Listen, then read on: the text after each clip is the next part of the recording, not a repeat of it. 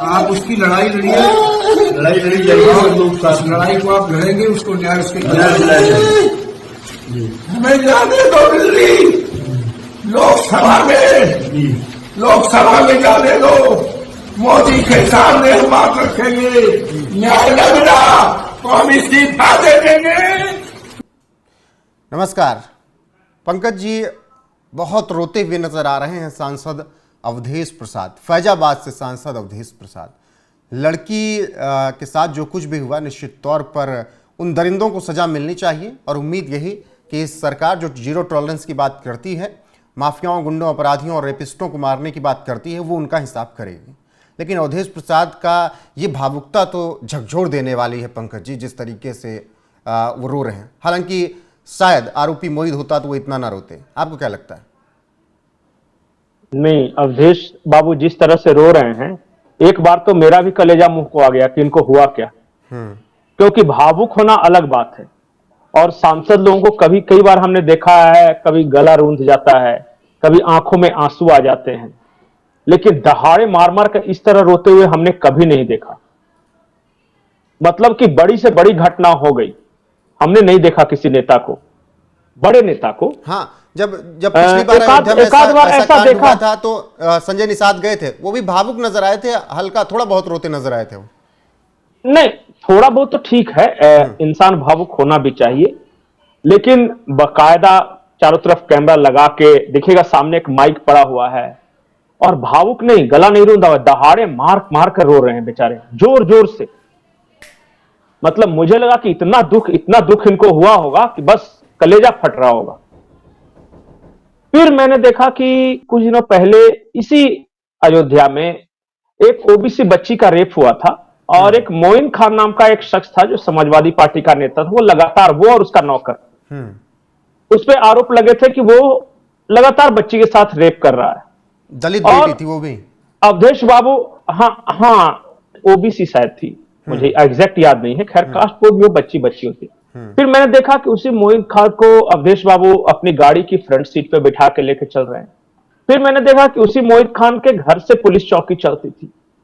मुझे लगा या तो ये इंसान भावुक है या इंसान सातिर है। फिर मुझे तीसरी घटना याद आई कि मिल्कीपुर में इलेक्शन है और तीनों दलित कैंडिडेट खड़े हैं वहां पे। तो दलितों के लिए जो ज्यादा रोएगा उससे ज्यादा वोट मिलेगा। कोई, किसी की आंख में सिर्फ आंसू आएंगे, किसी का सिर्फ गला रूंधेगा, लेकिन कोई दहाड़े मार मार कर रोने लगे। हमारे यहाँ एक नेता थे रोहित, वो अपने कुर्ते फाड़ दिए थे रोते रोते, बस वो एक स्टेज पहले वाला ये था। फिर मैं देखा कि क्या सचमुच इतना दर्द है अवधेश बाबू को। पूरा इनका करियर देखिए, ये बुजुर्ग हैं, और क्या सचमुच रेप पे, बलात्कार पे इस तरह आता है क्या कभी इनको रुलाई। फिर मुझे इन्हीं से जुड़ी एक घटना नजर आई। एक दलित बच्ची के बलात्कार पे इन्होंने कहा था कि पहले तो उस बच्ची का डीएनए होना चाहिए और तब आरोपी पे आरोप लगाइए। या तो इस बच्ची में कुछ खास होगा, या फिर मिल्कीपुर इलेक्शन का कारण होगा जी, या फिर सचमुच में ये बहुत भावुक इंसान है। हर घटना पे जो जब भी दलितों के साथ, बच्चियों के साथ अत्याचार होगा तो वो ऐसे ही रोते होंगे, ऐसे ही भावुक होते होंगे। नहीं, या पहली बार रोते होंगे और रोना भी चाहिए। किसी भी बेटी के लिए, किसी भी समुदाय को रोना भी चाहिए, जायज है, उसको इंसाफ भी दिलाना चाहिए। लेकिन जब आप कह रहे हैं कि हर दलित बच्ची के लिए, हर ओबीसी बच्ची के लिए इसी तरीके से उनको भावुकता दिखानी चाहिए, रोना चाहिए, लेकिन वो तब हो सकता है जब आरोपी मोइन ना हो। नहीं, इस बार भी आरोपी कौन है ये अभी तक नहीं पता है। हाँ। जांच चल रही है। और देखिए, गलती से अगर कोई सपाई या फिर कोई मुस्लिम अगर निकल जाए तब भी ये रोएंगे या तब भी इस्तीफा देगा। मुझे तो लगता है कि इस्तीफा देना चाहिए, क्योंकि जिस सांसद के क्षेत्र में लगातार बलात्कार की घटनाएं हो रही हो, पिछली बार भी हुई थी ना अयोध्या में, अब वो नहीं कुछ कर पा रहा हो तो इस्तीफा ही दे देना चाहिए। कम से कम नैतिकता तो रह जाएगी। के सामने जाकर बात रखूंगा, नहीं मानेंगे इस्तीफा दे दूंगा। ये कुछ नहीं करने वाला। मैं बोलिए तो इस टाइम पे लिख के दे देता हूं। ये बस केवल 5 फरवरी तक का मामला सेट करना है। ये अगर रुलाई आती है ना, तो पहली बार जब घटना होती है तब जब सुनते हैं पहली बार तब झटका लगता है। घटना को जानकर बाकायदा प्रेस कॉन्फ्रेंस बुलाकर इतने जोर जोर से रुलाई नहीं आती। ये उसी तरह का है कि मैं बहुत पहले का एक वीडियो देख रहा था, बापू की एक मूर्ति के सामने कुछ सपाई रो रहे थे, हाय बापू कहां चले गए, बापू मर जाएंगे, बापू देश क्या हो गया। बस यही था कि वो बेचारा छोटा कार्यकर्ता था तो उसको उतना माइलेज नहीं मिला। और ये चूंकि सांसद थे, और बगल वाला क्या बोल रहा है देखिए, मैं नहीं जानता वो कौन है, शायद समाजवादी पार्टी के नेता होंगे, अवधेश बाबू आप इस्तीफा नहीं दीजिएगा, लड़ाई लड़नी है आपको। मतलब कि वहीं पे बस रुलाई के साथ ही वो जो बैकअप प्लान भी तैयार है कि कार्यकर्ता कह रहे हैं कि इस्तीफा नहीं देना। बिल्कुल बिल्कुल, वो भी कह रहे हैं कि इस्तीफा नहीं देना, आपको लड़ाई लड़नी है। बाद में तो बोलेंगे ना कि हाँ भाई इस्तीफा कैसे दे देंगे। मैं इसलिए बोल रहा हूं कि बोलिए तो स्टैंप पेपर पे मेरे से लिखवा के आज ले लीजिए कि ये इस्तीफा नहीं देने वाला है। और ना ये नेचुरल रुलाई है। नेचुरल जो आती है ना रुलाई, वो अलग तरीके की होती है, वो भावुकता वाली होती है। और ये जोर जोर से बहुत करके रो रहा है देखिए, और वो भी बिल्कुल सामने कैमरा, देखिए माइक दिख रहा है, माइक से आवाज प्रेस के कैमरे लगे हुए थे। हाँ, माइक भी इसलिए ऑन कर रखा गया था कि ताकि आवाज अच्छे से कैच हो। नहीं, एक चीज और है, मैं देखता हूं जैसे सेंसिटिव आदमी, जैसे मैं हूं आप है, अगर रुलाई आएगा ना तो तुरंत हट जाएंगे, बोलेंगे आई एम सॉरी, इसको हटा लीजिए, या फिर कहीं किनारे हो जाएंगे और तब रोएंगे। जो रोना दिखाना होता है ना, वो कहीं भी रुलाई आए आके रोता है कैमरे पे ही। दोनों में फर्क है, एक कैमरे से दूर चला जाता है या हटा देता है माइक को अगर फपक के रोना आ रहा है तो, और दूसरा क्या करता है, कैमरा ऑन करता है, माइक ऑन करता है, तब रोता है। बस यही दोनों में फर्क है, बेसिक फर्क। ठीक, आखिरी सवाल, इससे कुछ फर्क पड़ेगा 5 फरवरी को मिल्कीपुर के उपचुनाव में? देखिए, सहानुभूति लेने की कोशिश है। ये दौर जो है ना, ये दौर मतलब कि इसी तरह के नेताओं का है। अब मैं ये नहीं बताऊंगा कौन नेता क्या कर रहा है, लेकिन ये रोना, हाय हाय मेरे पे बहुत ज्यादा अत्याचार हो गया, या फिर मतलब कि मैं ही सबसे ज्यादा प्रताड़ित हूं। नहीं, वाकई में बेटी के लिए रो रहे हैं या फिर मिल्कीपुर के लिए रो रहे हैं? मिल्कीपुर जीतने मिल्कीपुर में देखिए दलित वोटर निर्णायक, बेटे को जिताने के लिए। एग्जैक्टली और इसलिए क्योंकि दलित वोटर निर्णायक है, तीनों दलित कैंडिडेट हैं। इनको लग रहा था कि चूंकि एक दलित बच्ची के साथ किसने किया है, अभी मैं नहीं बोल रहा हूं। देखिए, अगर निकल आए पकड़ा तो जाएगा आज न कल, लेकिन अगर देखिएगा कि अगर बता रहा हूं, अगर वो जो आरोपी है खास समुदाय से निकल गया या गलती से सपाई निकल गया, फिर देखिए इनका रीजनिंग, क्योंकि मैंने आपको एक बाइट भेजा है राहुल को जी, वो शायद अगर निकाल के चला सके, क्योंकि ठीक इससे पहले वाला जब रेप हुआ था ना, तो यही अवधेश प्रसाद का क्या रिएक्शन था उस रेप के।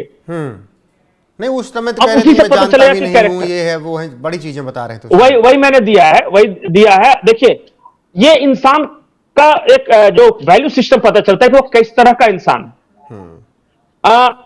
एक इंसान ऐसा होता है जो किसी फिल्मों में दर्दनाक सीन देखता है, रोता है, या फिर कुछ इस तरह की घटनाएं देख लेता है, रोता है। एक ऐसा इंसान है जिसको रुलाई नहीं आती, वो टाइमिंग पे रोता है। जैसे चुनाव के पहले रोना, कैमरे के सामने रोना, प्रेस कॉन्फ्रेंस बुलाकर रोना, इस तरह का। देखिए, महत्व टाइमिंग का है ना। और इधर जैसे मान लिया कि उस बच्ची के बारे में जब सुना था, घर के अकेले कमरे में अगर रोती तो फिर क्या फायदा था?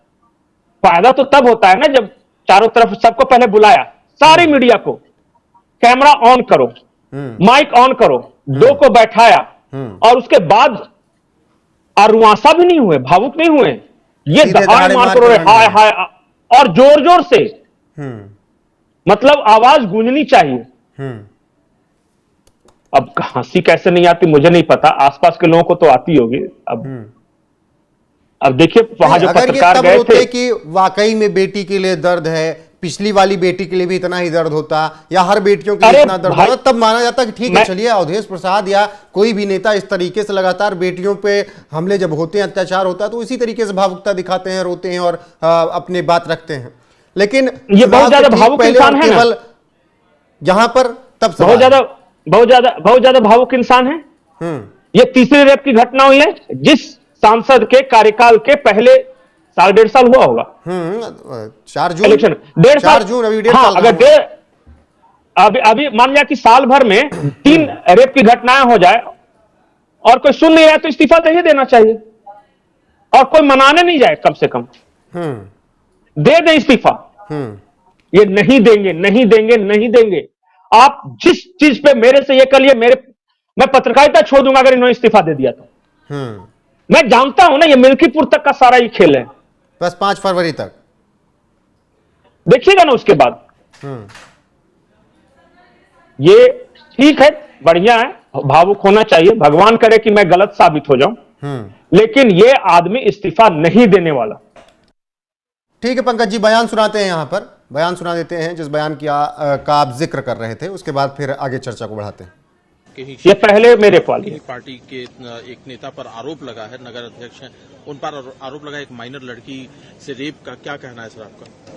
मैंने भी कहा कि I am not aware of the fact unless until, जब तक हमको कोई जानकारी न हो तो I am not able to say, I am not able to utter anything, any words regarding matter. अब हम जानकारी ले लेंगे, तब कोई बात आपसे बता पाएंगे सर। लेकिन हर जगह मीडिया में ये बातें। पंकज जी, तब तो अंग्रेजी सूझ रही थी अवधेश प्रसाद को। मैंने कहा ना कि देखिए, हमारे नेता बड़े होशियार होते हैं, वो चाहते हैं कि जो बात जनता तक नहीं पता चले उसको अंग्रेजी में बोल देते हैं।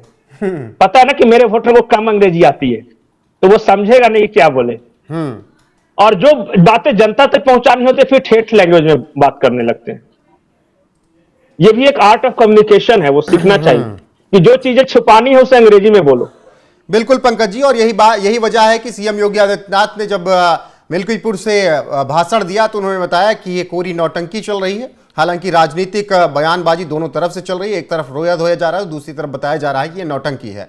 आपका बहुत बहुत शुक्रिया। और योगी आदित्यनाथ क्या कुछ कह रहे हैं अवधेश प्रसाद के इस रोने पर, वो आपको सुनाते हैं। बने रहिए आप हमारे साथ। वीडियो पर आप अवधेश प्रसाद के रोने पर क्या कुछ कहना चाहते हैं जरूर बताइएगा। नमस्कार। और याद करना, अयोध्या में भी कल एक बेटी के साथ घटना घटित हुई है, जहां जब निचले स्तर पर जाएगी जो नौटंकी आज इनका सांसद कर रहा है, याद करना उसमें भी कोई ना कोई समाजवादी पार्टी का परिंदा शामिल जरूर होगा। बहनों और भाइयों, मैं आपको इस बात के लिए आश्वस्त करने के लिए आया हूं, हर बेटी को सम्मान देना और उसकी सुरक्षा करना, हर महापुरुष का सम्मान करना, विकास की समग्र कार्य योजना को आगे बढ़ा करके, जैसे अयोध्या देश की पहली सोलर सिटी बन गई है, अयोध्या आज अंतर्राष्ट्रीय टूरिज्म का और देश और दुनिया के श्रद्धालुओं को अपनी ओर आकर्षित कर रही है। मैं आपको पिछली बार भी मैंने आंकड़े दिए थे कि 2016 में जिस समाजवादी पार्टी की सरकार थी, अयोध्या में तब एक वर्ष में कुल टूरिस्ट आया था 2,35,000 और 2024 में आए 16 करोड़ 11 लाख, यानी 2 लाख 16 में जब समाजवादी पार्टी की सरकार थी, और 2014 लाख 1611 लाख। क्या कोई तुलना भी है क्या? बहनों और भाइयों, ये विकास विरोधी भी है, लोक कल्याण विरोधी भी है, इनकी दृष्टि सफाई से बाहर नहीं जाती है।